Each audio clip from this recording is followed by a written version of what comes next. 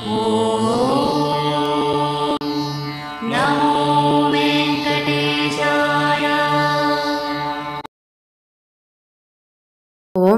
వెంకటేశాయ. అందరికీ నమస్కారం.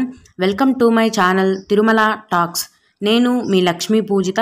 తిరుమల యొక్క డైలీ అప్డేట్స్కి స్వాగతం అండి. తిరుమల దర్శనానికి సంబంధించిన లేటెస్ట్ అప్డేట్స్ కోసం మన ఛానల్ యొక్క టెలిగ్రామ్ గ్రూప్లో జాయిన్ అవ్వగలరు.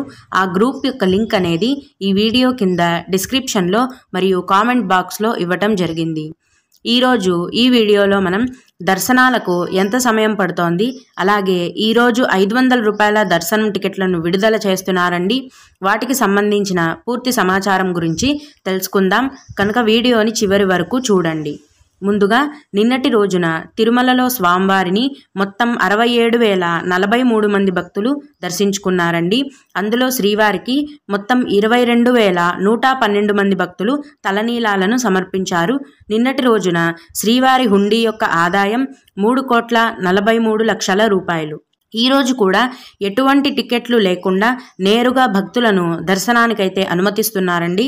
ఇలా టికెట్స్ లేకుండా వెళ్ళే దర్శనానికి మొత్తం 10 గంటల సమయం అయితే పడుతోంది. అంటే మీరు ఎటువంటి టికెట్స్ లేకుండా క్యూ లైన్లోకి ఎంటర్ అయితే గనక మొత్తం దర్శనమై బయటికి రావడానికి 10 గంటల సమయం అనేది పడుతోంది.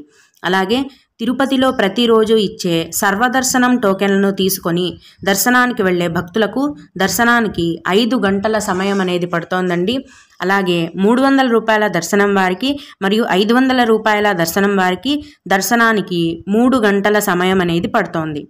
అలాగే 2024 మార్చి నెలకి సంబంధించిన 500 రూపాయల ఆర్జిత సేవా దర్శనం టికెట్లను ఈరోజు అంటే డిసెంబర్ 21వ తేదీన ఉదయం 10 గంటలకు టీటీడీ వారి ఆన్లైన్ యాప్లో విడుదల చేస్తున్నారండి.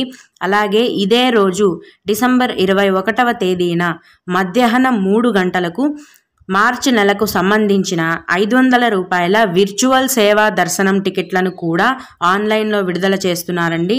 కనుక 2024 మార్చి నెలలో దర్శనానికి వెళ్ళాలనుకునే భక్తులందరూ కూడా ఈ 500 రూపాయల దర్శనం టికెట్లను బుక్ చేసుకొని శ్రీవారిని దర్శించుకోగలరు. 500 రూపాయల ఆర్జిత సేవా దర్శనం టికెట్లను ఉదయం 10 గంటలకు విడుదల చేస్తున్నారు. 500 రూపాయల విర్చువల్ సేవా దర్శనం టికెట్లను మధ్యాహ్నం 3 గంటలకు విడుదల చేస్తున్నారండి. ఈ 2 రకాల దర్శనం టికెట్లు బుక్ చేసుకున్న వారికి కూడా తిరుమలలో స్వామివారి దర్శనం అనేది ఉంటుంది. మీకు ఇంకా ఏవైనా సందేహాలు ఉన్నట్లయితే ఈ వీడియో కింద కామెంట్ సెక్షన్లో తెలియజేయగలరు. ఇవి ఇవాల్టి తిరుమల అప్డేట్స్. ఇలాంటి మరిన్ని వీడియోల కోసం నా ఛానల్ని సబ్స్క్రైబ్ చేసుకోండి. ఓం నమో వెంకటేశాయ.